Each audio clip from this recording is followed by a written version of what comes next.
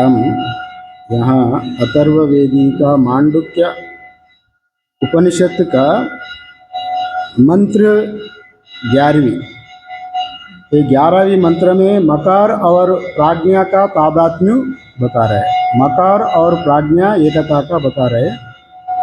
और अभी तक हम आकार और विश्व का एकता देखा, उकार तेजस का एकता देखा।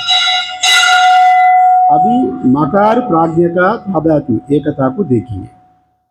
और इस मंत्र में इसका एक बार उच्चारण किए तो अच्छा होगा।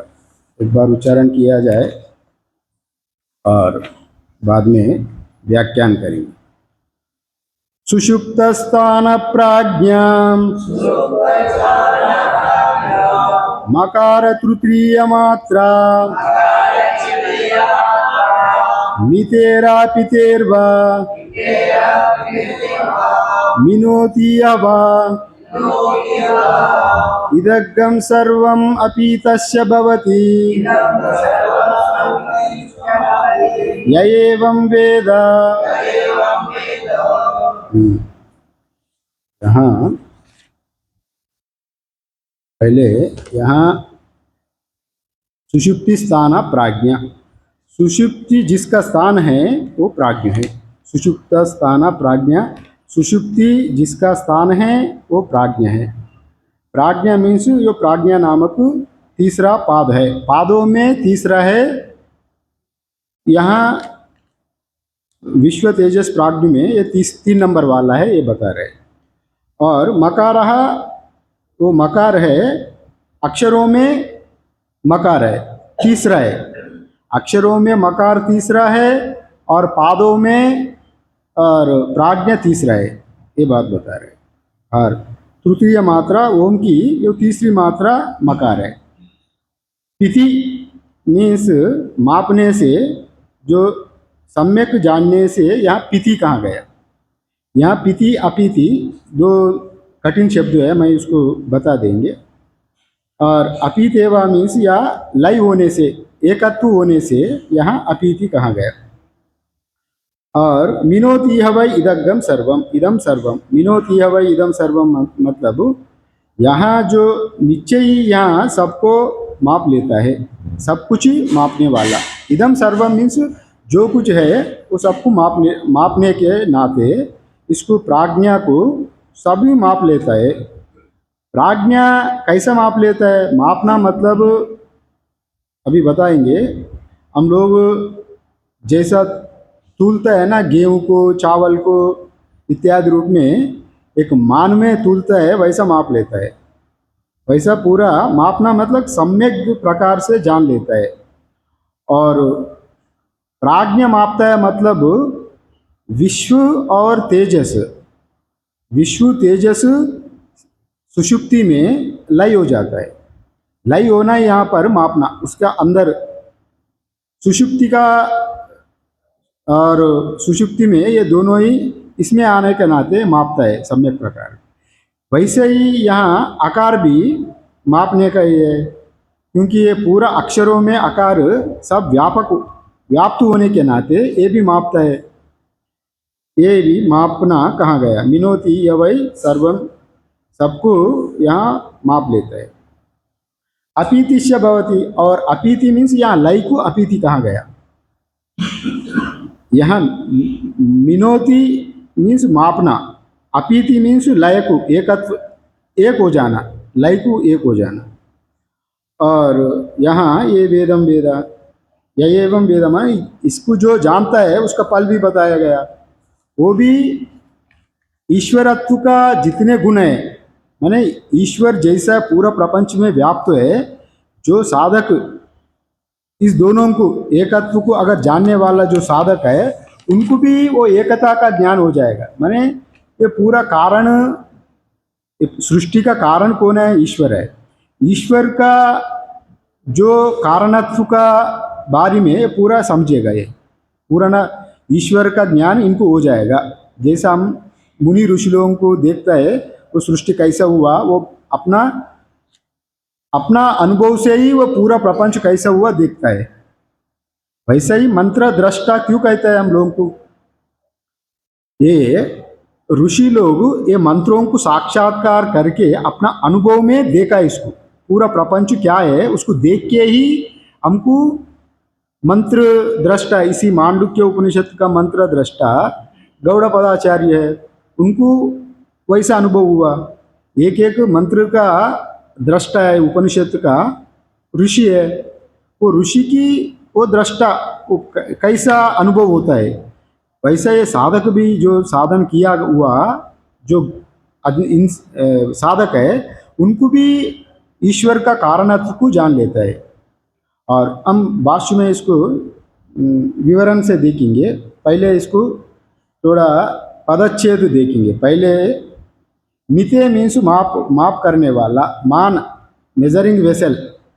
मान मीन्स जो तराजू होता है ना, तराजू में हम लोग मापता है, ये आजकल तराजू वाला माप नहीं है, आजकल इलेक्ट्रिक माप हो गया। उसी जमाने का माप मीन्स माना को माप कहाँ गया। माना मतलब 5 किलो का एक आपका पास एक बर्तन है, डब्बा, वो लकड़ी से बनाते थे पहले, उसको मान कहते थे। मैंने वो 5 किलो ही होता है उसमें। अगर जब उसमें दान 5 किलो उसमें अंदर जाएंगे तो वो तूला गया, अंदर फिर बाहर आ जाएगा। वैसा अपना जागृत अवस्था विश्व और तेजस, सुषुप्ति में मान होता है, अंदर जाता है। सुषुप्ति में विश्व और तेजस, जागृत अवस्था, स्वप्न अवस्था, गहीर नींद में माप हो जाता है, अंदर चले जाता है। फिर जागृत होते ही फिर प्रकट हो जाता है। माने दोनों अवस्थाएं विश्व और तेजस माप लेता है, सुषुप्ति प्राज्ञ मापता है। और आकार भी हम जब ओमकार उच्चारण करते हैं ना, ओम, ऐसा उच्चारण हो गया। ओम शुरू करने का पहले आ उ मा से ओम बनता है, और आकार जब मुंह खोले तो आकार आता है, और थोड़ा दोनों का ऊँटों में आवाज आए तो ऊ, फिर दोनों ऊँट बंद हो जाए तो माँ। फिर पहले जब आकार शुरू करने का पहले, ओंकार शुरू करने का पहले आकार उकार ये मकार में लीन होता है, वो मकार आकार उकार को मापता है। जैसा प्राज्ञ विश्व और तेजस को मापता है, और मकार आकार उकार को मापता है। इसी सामान्य से ये दोनों एकता है। अगर जो साधक जानेंगे, जो साधक इसको जानेंगे, और उसके बारे में भी बता रहे हैं। अपीति मीन्स विलीन, लय करना। एक है मिनोति मीन्स मापना, अपीति मीन्स विलीन, लय करना। और ओमकार ये दोनों का हम लोग माप रहे हैं, ये मकार माप रहे हैं और प्राज्ञ माप रहे हैं। और जागृत स्वप्न को सुषुप्ति में या प्राज्ञ माप रहे हैं, और मात्रा में आकार उकार को मकार माप रहे हैं। इसी सामान्य से, और इसका प्रलय काल में भी अगर आप वैसा भी देखेंगे, विराट हिरण्यगर्भ को ईश्वर मापता है। माने मापना मतलब यहाँ उनमें लीन हो जाता है। और विराट हिरण्यगर्भ का पूर्ण ज्ञान ईश्वर को होता है। ईश्वर सबका अंतःकरण का दृष्टा, साक्षी, सर्वज्ञ होने के नाते वो सबका ज्ञान इनको ईश्वर को रहता है। वही मापना, या मापना मतलब हम लोग जैसा गेहूँ मापना वैसा नहीं है, सम्यक प्रकार के जानना ही यहाँ मापना। हम लोग बोलते हैं ना, मैं माप लिया आपको, आपका मन को माप लिया, मतलब आप कैसा इंसान है मैं माप लिया, जैसा बोलते हैं ना, मैंने हमको अनुभव हो गया, मैं जान लिया। मापना मतलब मैं जान लिया। वैसे ही हम सम्यक रूप से ये विश्व का और ये तेजस का सुषुप्ति में जैसा मापा होता है, आकार उकार को जैसा मापा होता है, और वैसे ही ये साधक भी सम्यक रूप में और ये उपासना करे। ये उपासना दृष्टि से कहा गया।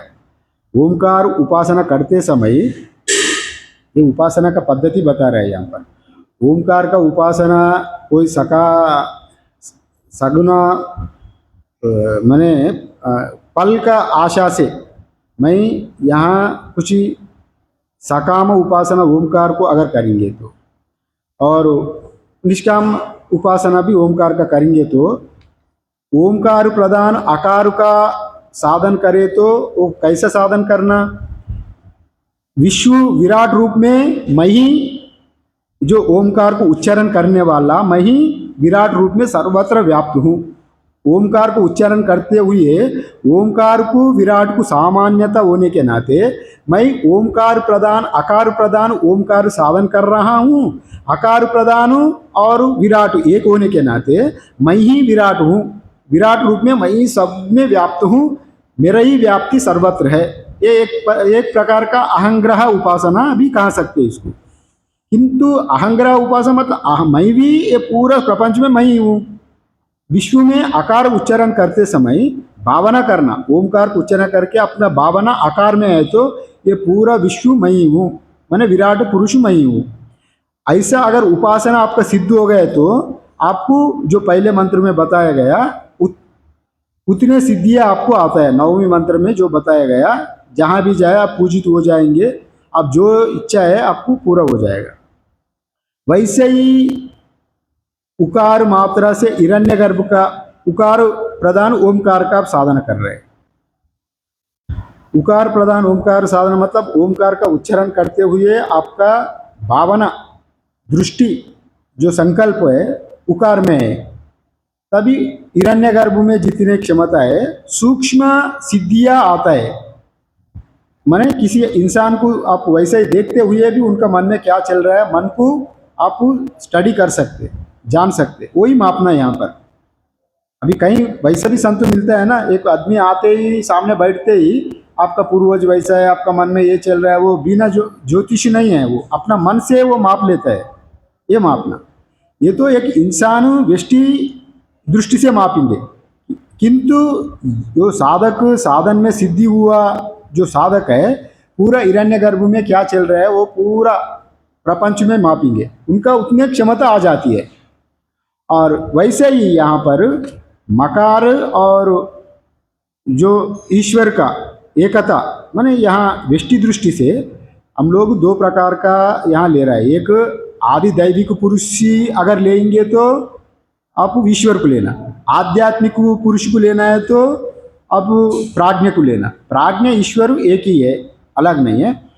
ईश्वर माया से मायोपाधि से ईश्वर है, अज्ञानोपाधि से जीव है, उपाधि भेद है, किंतु जीव ईश्वर एक ही है, ऐक्यू एक ही है। एक होने के नाते आप समिष्टि दृष्टि से अगर ईश्वर का लेंगे तो व्यष्टि जीव में, जैसे मैं पहले भी बताया, पूरा गंगा जल में और गंगोत्री से लेकर सागर तक वही गंगा जल है। आप कुछ कवटा में ले लिया, कुछ डब्बा में, वही गंगा जल आपका घर में है। वस्तु तो एक ही है किंतु परिमाण छोटा है, इतने ही।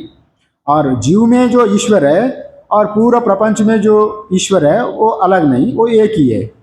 और आप वैसा उपासना करेंगे तो मकार और प्राज्ञ का एकत्व रूप मकार का उच्चारण, मकार प्रदान ओमकरण का उपासना करते समय मैं ही ईश्वर हूँ, सब में मैं ही हूँ, ऐसा भावना करे तो उनको भी कारण, प्रपंच का कारण ईश्वर का जितने गुण है, साधक का भी उतने कारण रूप में गुण आएगा। ये बात भी अभी कहेंगे भाष्य में। और इस प्रकार दोनों एकता है, मकार और ईश्वर, इन दोनों का। और जो जानने वाला का फल बताया गया संपूर्ण जगत का माप लेता है, वो भी यथार्थ रूप से जो जान लेता है वैसा संपूर्ण प्रपंच को, जैसा ईश्वर मैं एक ही हूँ वैसा जानने वालों भी ईश्वरत्व का प्राप्त होता है, ईश्वर का कारणत्व को प्राप्त होता है। वैसा भगवद गीता में भी श्लोक आता है 7वें अध्याय में, ऐसा उदारा सर्व एवैते ज्ञानी तात्मैव मे मतम, ज्ञानी मेरा आत्मा ही है।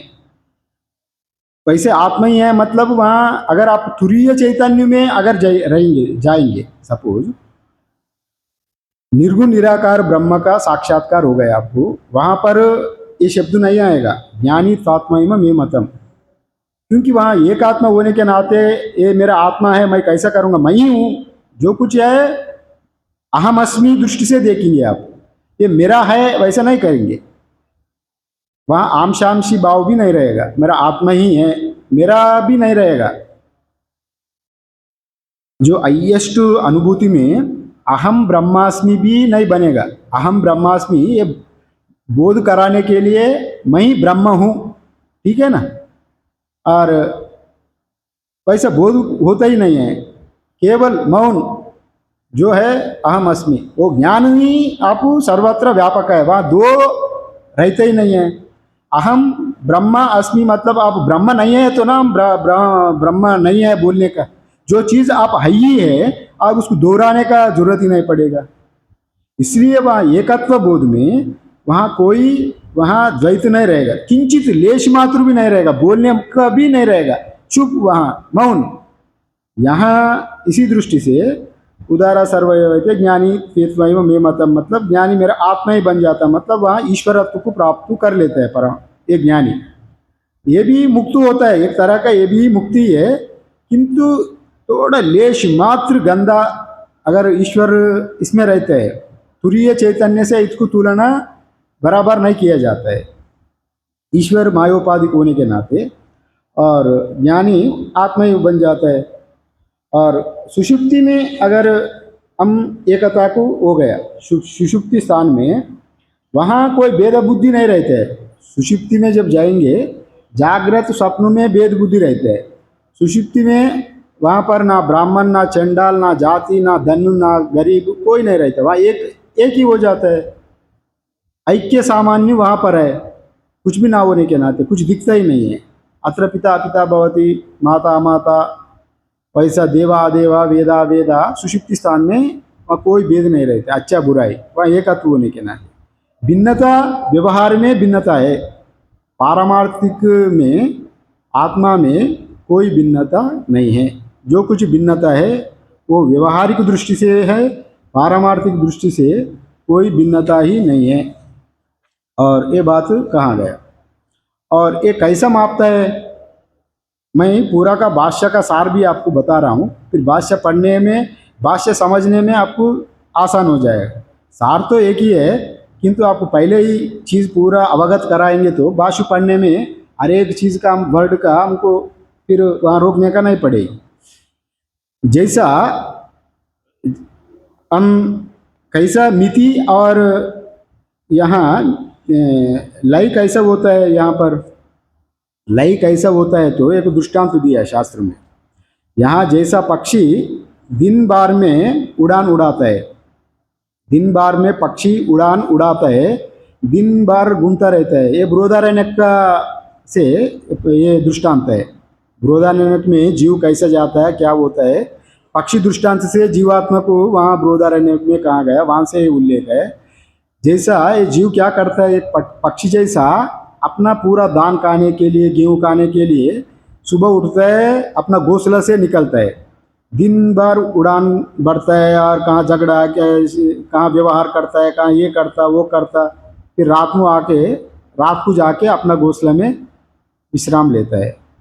और यहाँ जो चिड़िया है, अपना जीवात्मा ही ये चिड़िया दिन भर व्यवहार करता है, जागृत अवस्था में हम करने वाला, भोगने वाला, मैं ये हूँ वो हूँ इत्यादि, खाने के लिए पीने के लिए दौड़ता है, वही वासना रूप में फिर स्वप्न देखता है। तो दोनों अवस्था उड़ान भरना जैसा है जीवात्मा का। अब रात को जब आके अपना आप में सुषुप्ति में जाएंगे तो वहाँ ना कोई यहाँ व्यवहार ही नहीं है, बाहर प्रपंच का उड़ान भरने का थकावट ही नहीं रहेगा। जब थकावट नहीं रहे तो अपना आप में आनंद से सोएंगे। वैसे ही विश्व और तेजस प्राग्ञ में लीन हो जाता है।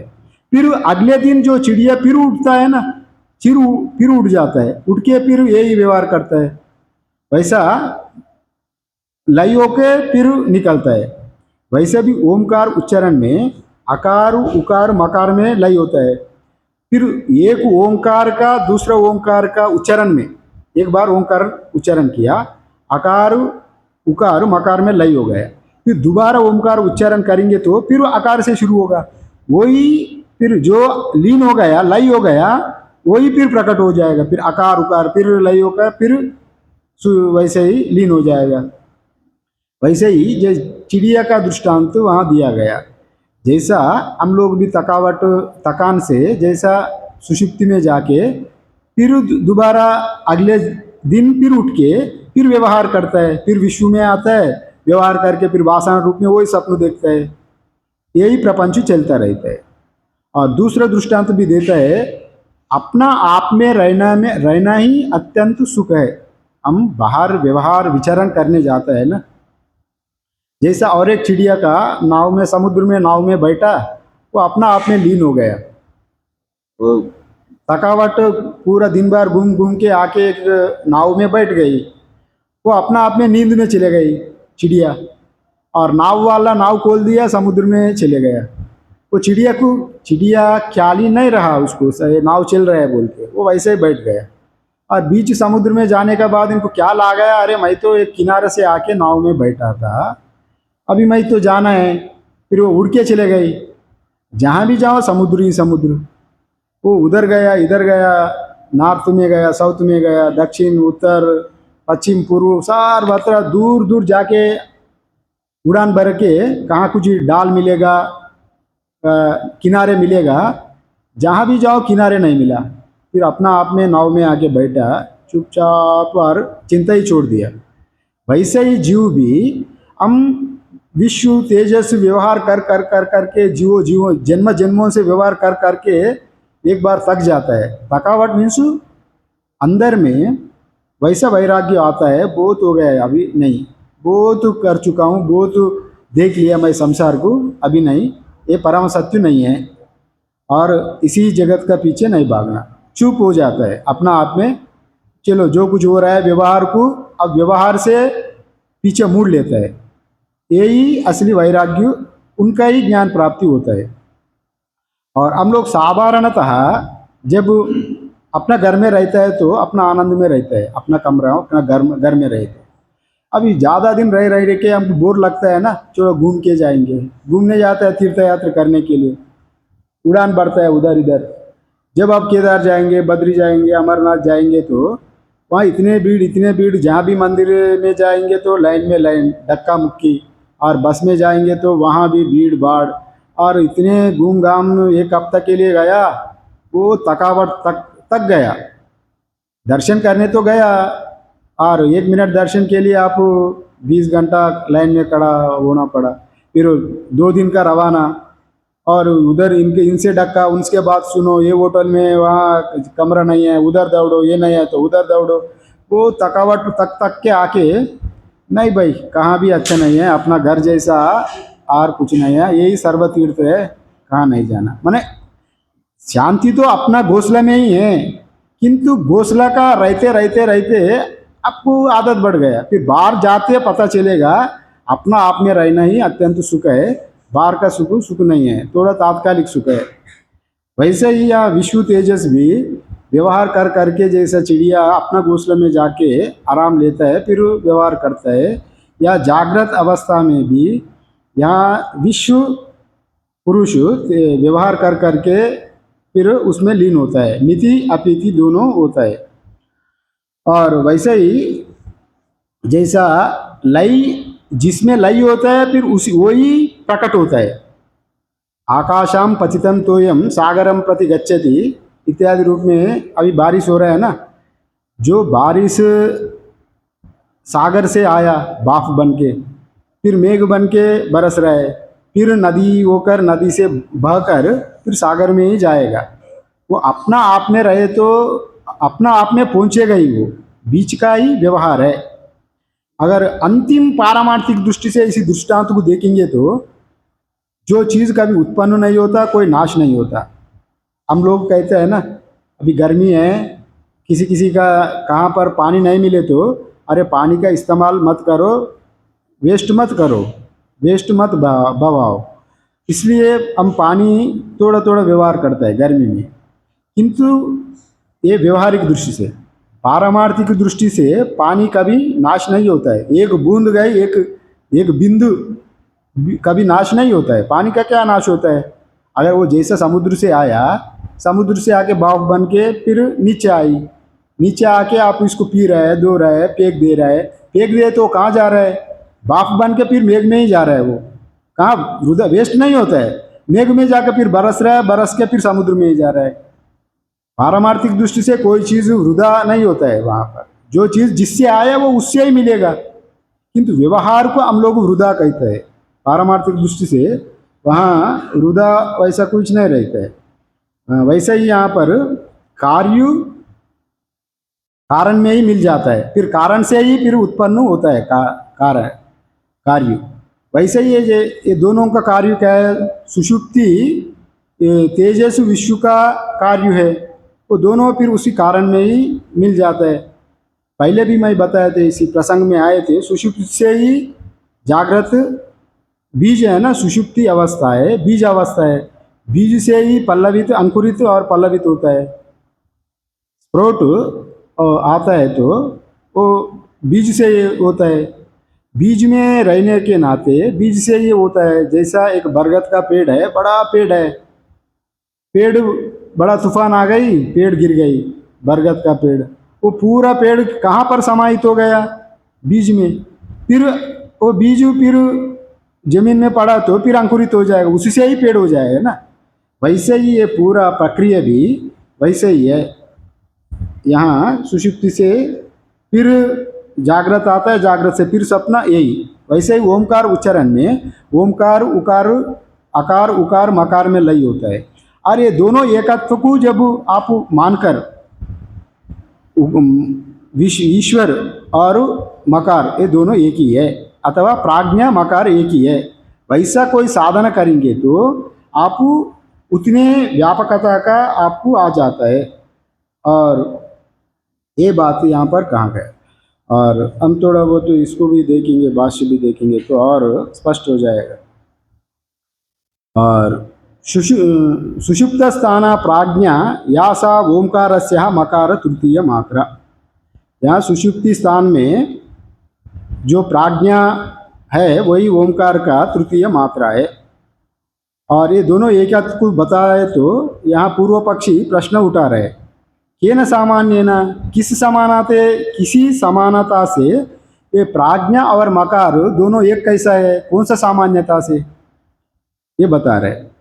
इति इत्याह, ये कहने जा रहे। सामान्यम इदम अत्रः मिति मानम मीयते इवा हि विश्व तेजसो प्राज्ञेन प्रलय उत्पत्त्योः प्रवेश निर्गमाभ्याम प्रस्थेनः इव यावाः। मतलब सामान्यम इदम अत्र, ये दोनों का सामान्य बता रहे, मकार का सामान्य और प्राज्ञ का सामान्य। मिति होने के, मिति मतलब मान, मान मतलब हम लोग तोलना, एक प्रकार का बाट से, बाट कहाँ गया, यहाँ बाट नहीं जमता है, तोलने का जो एक ये रहता है उसी से तोलना, मान से। ये मान से तोलने का बजाय ये दोनों समान है। ये दोनों कैसे समान है, यहाँ दृष्टांत दे रहे हैं। विश्व तेजस्व प्राज्ञ में लय हो रहा है, लय हो रहा है ना, विश्व तेजस्व प्राज्ञ में लय हो रहा है, फिर वहाँ से फिर आ रहा है दोनों उत्पत्ति और प्रवेश, जो उत्पत्ति और प्रवेश हो रहा है उसमें निर्गमाभ्याम, फिर प्रवेश होकर फिर निर्गमाभ्याम फिर आ रहा है उसमें। जागृत में स्वप्न, जागृत अवस्था और सुषुप्ति अवस्था प्राज्ञ में, जागृत अवस्था तेजस, स्वप्न अवस्था दोनों प्राज्ञ में लीन हो रहा है, लय हो रहा है। फिर उठने का बाद फिर जाग रहा है, फिर व्यवहार कर रहा है, फिर स्वप्न देख रहा है, फिर वही फिर सुषुप्ति में जा रहा है। वैसा दोनों विश्व तेजस प्राज्ञ में लय होने के नाते ये सामान्य हैं। ओमकार उच्चारण में अभी अकार उकार मकार में जा रहा है, फिर दोबारा ओमकार को उच्चारण करते समय अकार उकार फिर प्रकट हो रहा है। इसी सामान्य से दोनों ही एक ही है, ये सामान्यता बता रहे। विश्व तेजसो प्राज्ञा प्रलय उत्पत्ति, प्रलय उत्पत्ति मतलब अगर ये भी देखो, ईश्वर का अगर देखेंगे तो पूरा प्रलय सृष्टि का पहले वो ईश्वर से ही सृष्टि हुआ, ईश्वर से ही हिरण्यगर्भ बना, हिरण्यगर्भ से विराट बना। और प्रलय हो गया तो पूरा ये पंचभौतिक पूरा विराट का जितने रूप है वो हिरण्यगर्भ में, हिरण्यगर्भ फिर ईश्वर में हो जाएगा। ईश्वर अव्यक्त रूप में, ईश्वर अव्यक्त रूप में, बीज रूप में रहने के नाते फिर जब वो सृष्टि प्रकट होगा फिर वो हिरण्यगर्भ बनेगा, ईश्वर बनेगा। वही प्रक्रिया हमारा भी नित्य प्रलय होता है। एक प्रलय भी मैं पहले भी बताए थे, वो नित्य प्रलय, नैमित्य का प्रलय, आत्यंतिक प्रलय इत्यादि रूप में कई प्रकार का प्रलय है। जो नित्य प्रलय है, हम लोग नींद में नित्य प्रलय हो रहा है हमारा। रोज हम लोग व्यवहार करता है, व्यवहार कर करके संस्कार जमाता है अंदर में। जैसे जैसे संस्कार जमा के सो गया, फिर अगले दिन उसी संस्कार का अनुसार फिर आके व्यवहार करेंगे। जब आप ऑफिस को जाना है तो अगले दिन का भी आप ध्यान रहेगा ना, ऑफिस में मेरा ये काम बाकी हो गया, इतने लोगों को मैं पैसा दिया था, इतने अभी नहीं लिखा था, इतने किताब में हिसाब किताब रखना है। ये हिसाब आप अगले दिन नींद से उठने के बाद भी और व्यवहार हो जाएगा। और वैसे ही यहाँ प्रलय काल में भी सृष्टि भी वैसे ही होता है जी।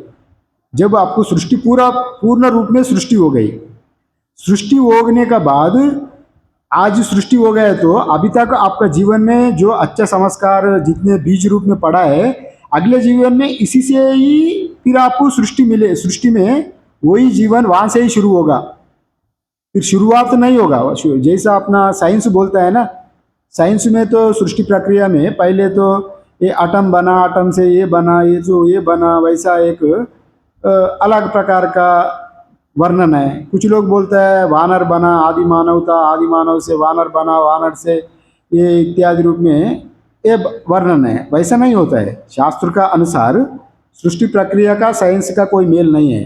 अपना जो संस्कार है, आप जब अमरनाथ जा रहे हैं तो अमरनाथ गया जम्मू तक, वहाँ तक पहुँच गया बालटाल तक, बालटाल से अमरनाथ और 20 किलोमीटर है। आप भी बालटाल जाके इस जीवन में वहीं पर मृत्यु हो गई किसी का, अगले जीवन में उनको बालटाल से रवाना करना पड़ेगा। वहाँ यहाँ से होशियारपुर नहीं आना पड़ेगा, ऊना नहीं आना है, वो वहाँ से उनका रवाना वहाँ से शुरू होगा। उतने ही जहाँ हम लोग खत्म किया वहाँ से हमारा संस्कार भी, जहाँ पर हम लोग जिस संस्कार से, जिस बीज से हम लोग यहाँ प्रलय होता है, उसी से ही हमारा जन्म होता है। ये बात यहाँ पर कहा गया। वहाँ उत्पत्ति प्रलय काल में भी और दोनों अवस्था में, जैसा ईश्वर का सृष्टि में भी हम लोग वैसे ही जन्म लेता है, और वैसे भी नींद में भी हम लोग वैसे ही जागता है विश्व तेजस। और मकार में भी एक मकार उकार आकार उकार मकार में लाई होने के बाद दोबारा उच्चारण करे तो फिर मकार से ही आकार उकार उत्पन्न होता है, ये प्रकट होता है। ये बात स्पष्ट किया है यहाँ पर। यथा ओंकार समाप्तौ पुनः प्रयोगे च प्रविश्य निर्गच्छः इव अकार उकारो मकारे, ये बात को कहा गया। दोबारा हम लोग ओंकार उच्चारण करें तो वही आकार उकार फिर प्रकट होता है। वही आकार आ ऊ मा, ये आ ऊ में गया, ऊ मा में गया और लय हो गया, मकार में लय हो गया। विश्व तेजस प्राग्ञ में लय हो गया, आकार उकार मकार में लय हो गया। मकार जब दोबारा उच्चारण ओंकार करेंगे तो फिर आकार उकार फिर प्रकट होगा, फिर मकार में। यही प्रक्रिया, ये लय स्थान यही मापना, ये दोनों को माप रहा है। ये दोनों सामान्य इसमें है, सामान्य गुण। इसी वजह से ओंकार प्राज्ञ का एकत्व को बताया। अपीतेरवा, अपीतेरवा, यहाँ अपीतेरवा मीन्स यहाँ पर मापना ही कहा गया, अथवा अपीति के कारण भी उनमें एकता है। अपीति मीन्स लय होने का सामान, दोनों लय हो रहा है ना, एकता को मीन्स लय हो रहा है।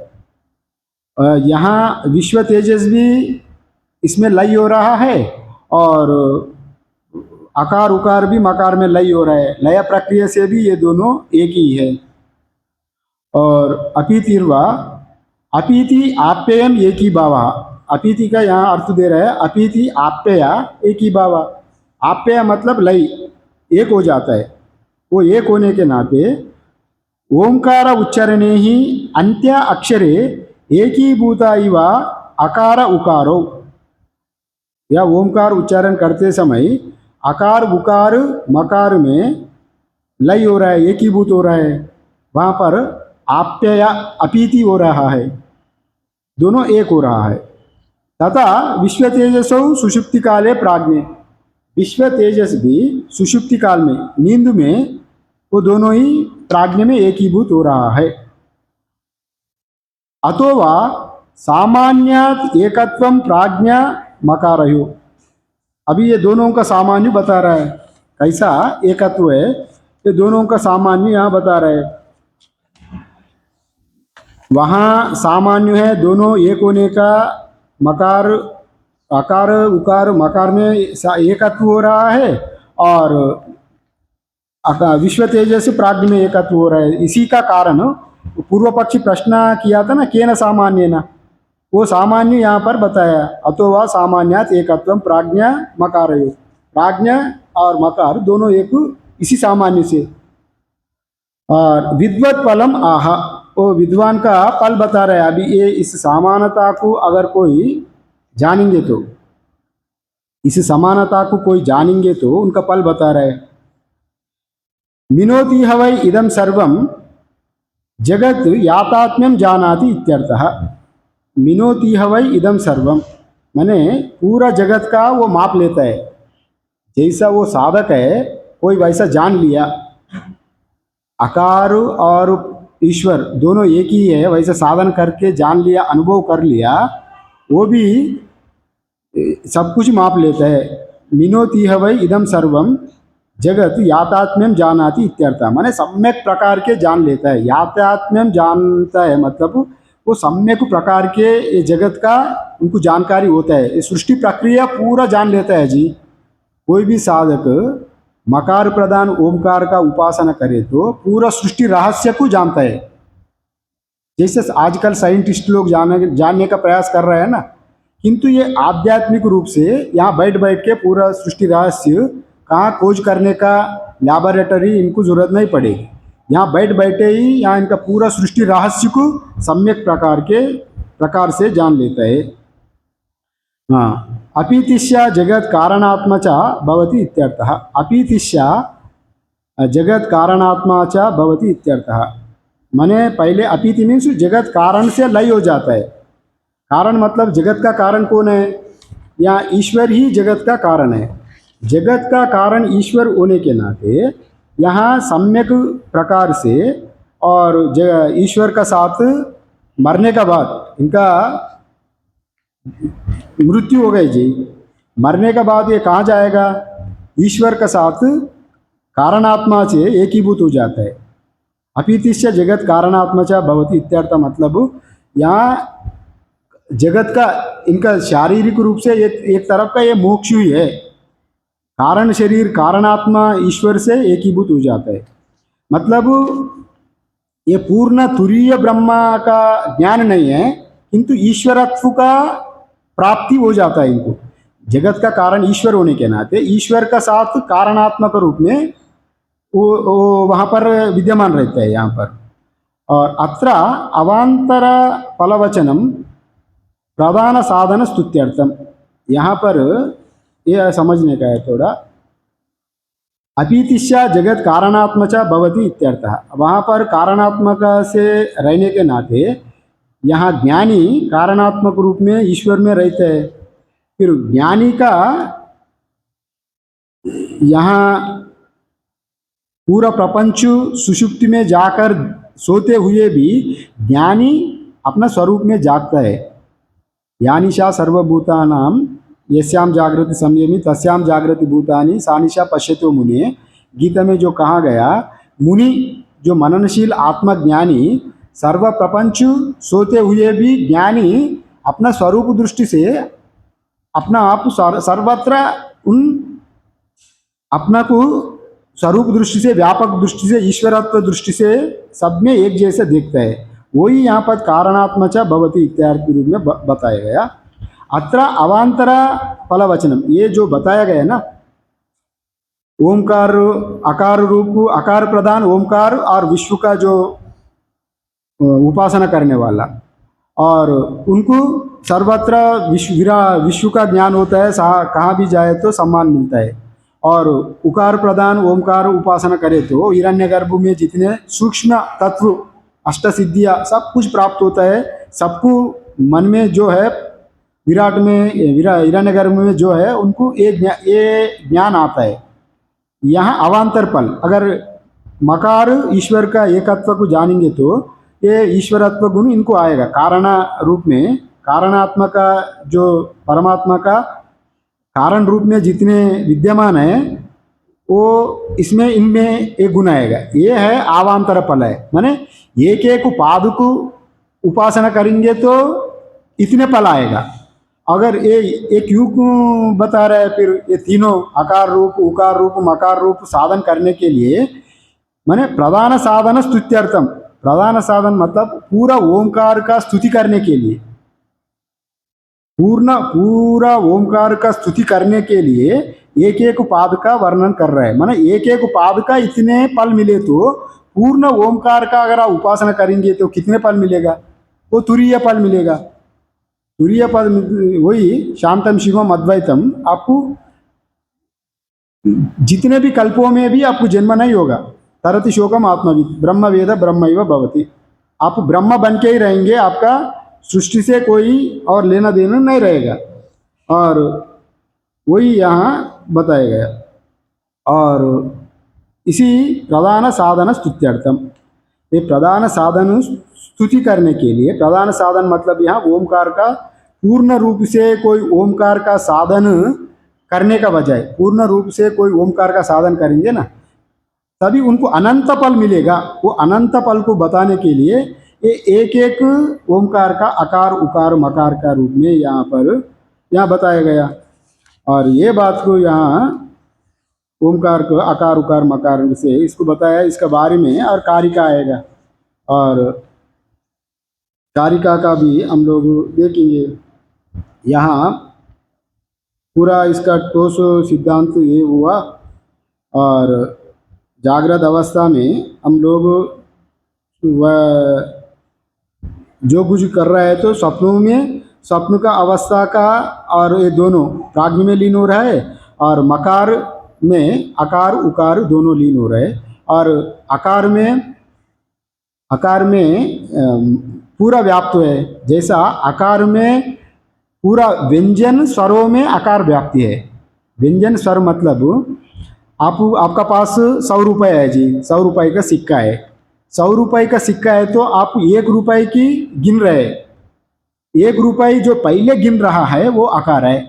वो 1 रुपये ही 99 रुपये में पूरा व्याप्त है। अगर वो 1 रुपये आप निकल देंगे वो 100 नहीं रहेगा, 99 नहीं रहेगा, वो 99 ही रहेगा। इसलिए वो 1 रुपये का महत्व है एक। वैसे ही यहाँ पर आकार भी सर्व व्यंजनों में स्वरों में पूरा व्याप्ति है आकार। समझ लें ना, अभी कुछ भी वर्ड लीजिए, कमल, कुछ ही आपको संधि विच्छेद करेंगे तो कमल का प्लस आ प्लस आ मा प्लस इत्यादि का हर जगह में संधि विच्छेद में आ आता ही है।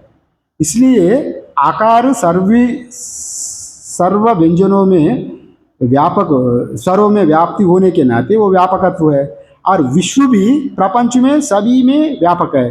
विराट दृष्टि से विराट सभी प्रपंच में व्याप्त है, और विष्टि दृष्टि से विश्व दृष्टि से हम प्राज्ञ पुरुष जीव सभी इंद्रियों में व्याप्त है। अपना शरीर में नखशिखा पर्यंत तो आप व्याप्त है ना जी, आपका वो ज्ञान हो रहा है, नखशिखा पर्यंत तो आप व्याप्त है। वैसे ही विष्णु जीव शरीर में व्याप्त है, जागृत अवस्था में आप सब जगह में व्याप्त है, और जागृत अवस्था में विराट सब जगह में व्याप्त है। वैसे ही आकार भी सभी व्यंजनों में स्वरों में व्याप्त है, वो व्यापकत्व का समान बताया। वैसे ही उकार मकार भी वैसा लेना। अगर वैसा जो साधन करेंगे तो उनका ये अत्यंत फल मिलेगा। वैसा कारण रूप को जानेगा, ईश्वरत्व का कारण सृष्टि रहस्य को जानेंगे। जैसा ईश्वर सृष्टि कर रहा है वो पूरा सृष्टि प्रक्रिया ये साधक को भी अवगत हो जाएगा। ये आवांतर फल है, मुख्य फल नहीं है। आवांतर फल गौण फल मतलब उतने ही, आप जितने साधन कर रहे हैं उतने ही फल है। आकार का करेंगे तो उतने ही उकार का एक एक अंग अलग अलग बताया, एक एक पाद को अलग अलग करके साधन बताया। अगर सभी मिल को अकार उकार मकार को पूर्ण रूप से अगर साधन करेंगे तो आप ओमकार का और निर्गुण ब्रह्म का एकत्व होने के नाते, अब अमात्रा का जब साधन करेंगे ना, अमात्रा का मात्रा रहित तुरीय चैतन्य का जब पहुंचेंगे तो वहां पर मात्रा नहीं रहेगा, मात्रा भी अमात्रा में लीन हो जाएगा। जैसा आकार उकार मकार, आकार उकार मकार में लीन हो गया, विश्व तेजस प्राज्ञ में लीन हो गया, तुरीय चैतन्य में जब जाएंगे तो वहां अमात्रा भी नहीं रहेगा, केवल अपना ही आप रहेगा, वहां बोलने वाला ही नहीं। शांतम शिवम अद्वैतम चतुर्थम मन्यन्ते सा आत्मा सविज्ञेय, वही आत्मा है, उसका ही जानना है और उसको हम लोग जानेंगे कल। ओम पूर्णमद पूर्णमिदं पूर्णात् पूर्णमुदच्यते पूर्णस्य पूर्णमादाय पूर्णमेवावशिष्यते। ओम शांति शांति शांति। शंकरं शंकराचार्यं केशवं बादरायणं सूत्रभाष्यकृतौ वन्दे भगवन्तौ पुनः पुनः। ईश्वरो गुरुरात्मेति मूर्तिभेदाविभागिने व्योमवद्व्याप्तदेहाय दक्षिणामूर्तये नमः। ओम शांति शांति शांति।